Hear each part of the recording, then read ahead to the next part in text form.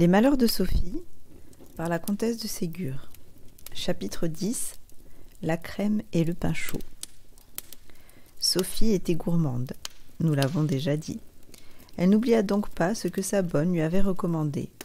Et un jour, qu'elle avait peu déjeuné, lorsqu'elle avait su que la fermière devait apporter quelque chose de bon à sa bonne, elle lui dit qu'elle avait faim. « Ah, bien !» répondit la bonne. « Cela se trouve à merveille. La fermière vient de me faire cadeau d'un grand pot de crème et d'un pain bis tout frais. Je vais vous en faire manger, vous verrez comme c'est bon. » Et elle apporta sur la table un pain tout chaud et un grand vase plein d'une crème épaisse excellente. Sophie se jeta dessus comme une affamée. Au moment même où la bonne lui disait de ne pas trop en manger, elle entendit la voix de la maman qui appelait « Lucie, Lucie !» C'était le nom de la bonne. Lucie courut tout de suite chez Madame de Réan pour savoir ce qu'elle désirait. C'était pour lui dire de préparer et de commencer un ouvrage pour Sophie. « Elle aura bientôt 4 ans, dit Madame de Réan.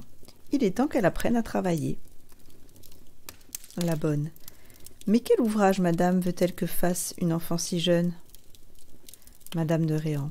« Préparez-lui une serviette à ourler ou un mouchoir. » La bonne ne répondit rien et sortit du salon d'assez mauvaise humeur.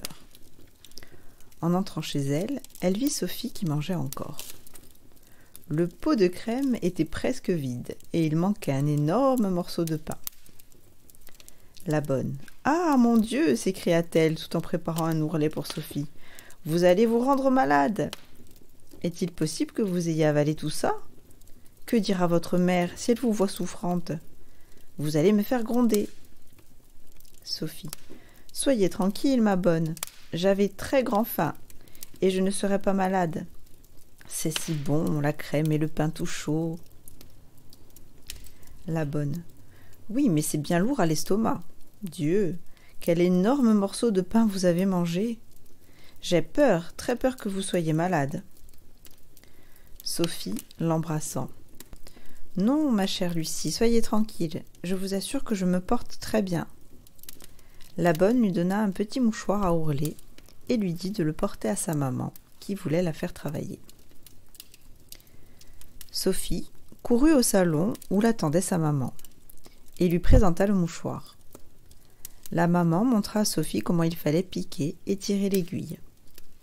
Ce fut très mal fait pour commencer, mais après quelques points, elle fit assez bien et trouva que c'était très amusant de travailler.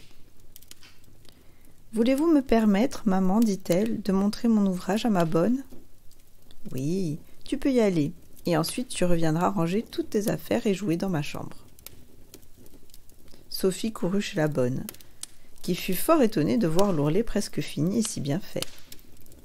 Elle lui demanda avec inquiétude si elle n'avait pas mal à l'estomac. « Non, ma bonne, pas du tout, dit Sophie. Seulement je n'ai pas faim. »« Je le crois bien, avec tout ce que vous avez mangé.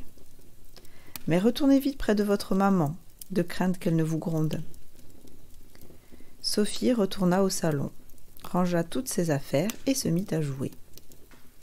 Tout en jouant, elle se sentit mal à l'aise. La crème et le pain chaud lui pesaient sur l'estomac. Elle avait mal à la tête. Elle s'assit sur sa petite chaise et resta sans bouger et les yeux fermés. La maman, n'entendant pas de bruit, se retourna et vit Sophie pâle et l'air souffrant. « Qu'as-tu, Sophie ?» dit-elle avec inquiétude. « Es-tu malade ?»« Je suis souffrante, maman, répondit-elle. J'ai mal à la tête. »« Depuis quand donc ?»« Depuis que j'ai fini de ranger mon ouvrage. »« As-tu mangé quelque chose ?» Sophie hésita et répondit bien bas. « Non, maman, rien du tout. »« Je vois que tu mens. Je vais aller le demander à ta bonne, qui me le dira. » La maman sortit et resta quelques minutes absente. Quand elle revint, elle avait l'air très fâchée. « Vous avez menti, mademoiselle.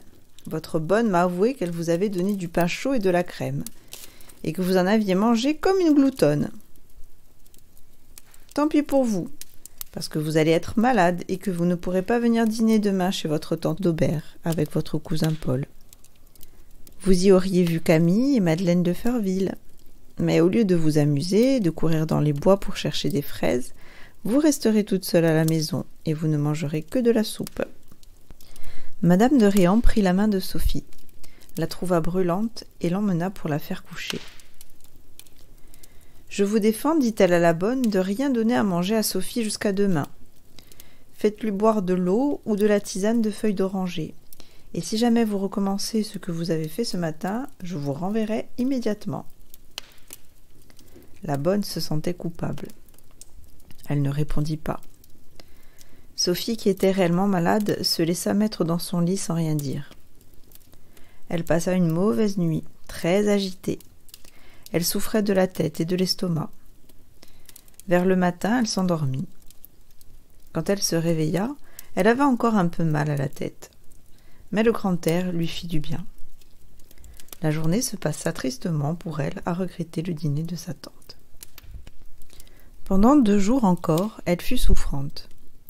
Depuis ce temps, elle prit en tel dégoût la crème et le pain chaud qu'elle n'en mangea jamais. Elle allait quelquefois avec son cousin et ses amis chez les fermières du voisinage.